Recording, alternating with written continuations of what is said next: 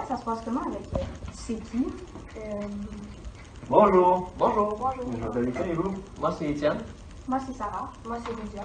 Est-ce que je pourrais me joindre à vous? Bien sûr. Je vais aller chercher une assiette.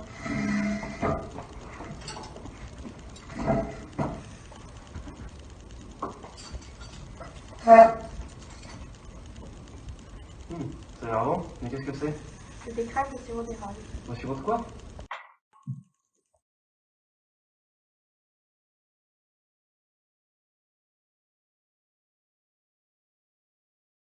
Au Québec, on compte 7 sortes d'érables différentes, mais seulement une d'entre elles permet de confectionner un des symboles qui fait la renommée de notre province, le sirop d'érable. Mondialement, plus de 11 millions de gallons de sirop d'érable sont produits par année. Le Québec détient à lui tout seul plus de 71% de cette production. Mais avant d'arriver à ces chiffres, on doit revenir dans le temps.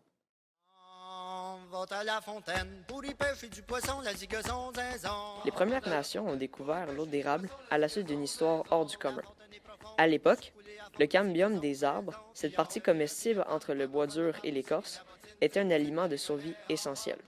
C'est pourquoi une Amérindienne au bord de la famine aurait coupé l'écorce d'un érable afin d'en récolter l'eau. Suite à cet événement, ils commencèrent à utiliser de plus en plus cette eau dans leur quotidien. Après quelques siècles, les techniques se sont améliorées et perfectionnées, passant d'un simple élément de survie à une tradition. Au Québec, de nos jours, ce sont plus de 13 500 acériculteurs qui se sont prêtés à cette coutume. Nous sommes partis à la rencontre d'un de ces producteurs. Bonjour Mario, comment allez-vous ce matin? Ça va très bien. Depuis combien d'années avez-vous votre érablière? Je possède mon érablière depuis 2010. De quelle grandeur est votre terrain? J'ai 184 ans. Puis l'érablière, ça prend tout le terrain? Non, ça prend juste le tiers. Puis vous avez combien d'entailles? 6700 entailles cette année. Puis ça vous prend combien de temps à entailler toutes les érables? Ça, c'est 75 heures. Puis à peu près à quel mois de l'année tu commences à entailler? Je commence en fin janvier avant qu'il y ait trop de neige. Puis on finit première, deuxième semaine de février, c'est fini. OK. Puis l'érable de quelle grosseur environ pour être entaillé? Le minimum, on est obligé de respecter le 25 pouces, un entaille, 50 pouces, 2 entailles et 75 pouces et plus. Là, c'est 3 entailles maximum. On ne peut pas aller plus que ça. OK. Comment on fait pour savoir où est-ce qu'on doit entailler l'arbre? Toujours visionner les trous des années antérieures. Parce qu'il y a une cicatrice qui se fait de 1 pouce chaque côté du trou et 10 pouces en haut et en bas. Fait qu'il faut pas entailler là-dedans parce que ton eau, tu vas avoir peut-être le tiers d'une récolte au lieu d'une récolte. OK. Combien on a besoin de gallons d'eau d'érable pour faire un gallon de sirop? C'est 40 pour 1 quand l'eau est à 2 brix et demi. Puis c'est quoi un brix? Les brix, c'est le taux de sucre qu'il y a dans l'eau. OK. En général, on a 2 brix et demi à la sève. Puis avec l'évaporateur, on la monte à 66,5 pour que le sirop puisse se conserver, pas suré ou pas poigné en sucre. OK. C'est quoi la température idéale pour que les érables coulent? Ah, ça, c'est faut qu'il fasse un beau soleil avec 10 degrés le jour, puis un beau -5, -10 la nuit. Ça, c'est top shot. OK. Puis qu'est-ce qui fait que ça peut prendre plus ou moins d'eau pour faire un gallon de sirop? Le brix. OK. C'est quoi les 4 couleurs de sirop possibles? Le doré, on a le ambré, on a le foncé et le très foncé. OK. Qu'est-ce qui fait que la couleur et le goût du sirop changent? La saison. Plus qu'on avance dans la saison, plus le sirop va foncer. À quel moment de l'année on doit enlever les chalumeaux, puis pourquoi on doit mettre de l'alcool dans chaque chalumeau lors du désentaillage? Désentailler, c'est quand ça coule plus. On désentaille, puis l'alcool, elle sert pendant toute l'année, l'alcool dans les tuyaux dégage une vapeur qui tue les bactéries, qu'on part avec des tuyaux à neuf à tous les printemps. Est-ce que le travail d'un acériculteur dure seulement 3 mois par année? Pas du tout. Ça dure à l'année. Puis qu'est-ce que tu fais pendant le reste de l'année? C'est toujours de l'amélioration, que ce soit en ligne, en tuyauterie ou il y a des tempêtes de vent, des orages, des branches, des érables qui meurent, qu'il faut enlever, des jeunes qui reprennent la place. Ça n'arrête jamais. Qu'est-ce qui fait qu'à partir du sirop, on peut faire des produits comme ça? C'est le degré de cuisson.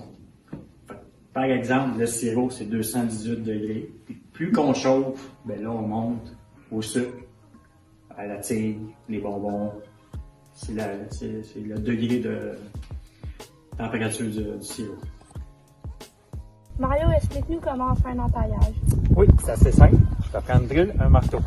Fait que c'est de repérer nos trous des autres années. Fait que là, on perce un trou de 5 cm maximum.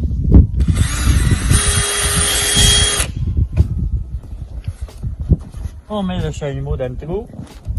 Puis, vous allez voir, ça va changer de son. Ça, c'est parce qu'on est rendu. On est rendu. Et c'est tout. On passe à l'autre. Ceci, c'est ce qu'on appelle le booster qui achemine l'eau toute vers la cabane avec les lignes de transport. Ça sert à regrouper toutes les mètres lignes de toutes les rabillères pour se positionner toutes à la même place pour être transporté vers la cabane à sucre. Mario, à quoi ça sert cette machine-là? Ça, c'est ce qu'on appelle le vacuum. Toutes nos entailles dans le bois sont toutes reliées à ces tuyaux-là. Quand on part notre vacuum, ça fait un moins 27 de vacuum, que l'eau s'en vient toute ici. Puis après ça, ça est pompé dans des gros bassins. Les lignes de transport acheminent l'eau à la cabane pour être entreposées dans ce bassin. Après être allé dans les bassins, l'eau vient dans cette machine. Mais à quoi ça sert? Cette machine, elle sert à reconcentrer l'eau qui arrive à 2 brix et demi. Puis cette machine, elle va la ramener à 12 brix pour enlever du temps de bouillage puis de l'énergie pour bouillir l'eau et devenir du sirop. Après le séparateur, nous avons 2 bassins ici. Un pour récupérer le concentré qui est à 12 brix. Puis notre filtre en bas qui est l'eau neutre avec zéro minéraux, zéro rien. Mais on la récupère pour tout laver l'équipement à la fin de la journée de bouillage. En fait, le concentré, il rentre ici. Il y a un système de flotte pour garder un niveau constant, un pouce par-dessus les rayons. Fait qu'il part complètement à l'autre bout de l'évaporateur. Il va remonter à ce coin ici.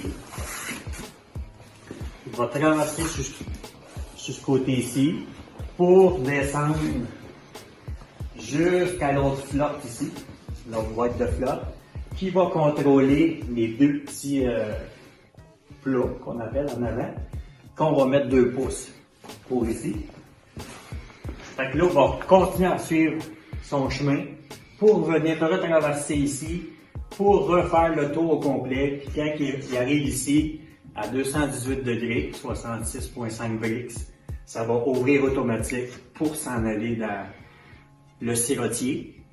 Puis après ça, il passe dans une presse pour être pompé dans un baril.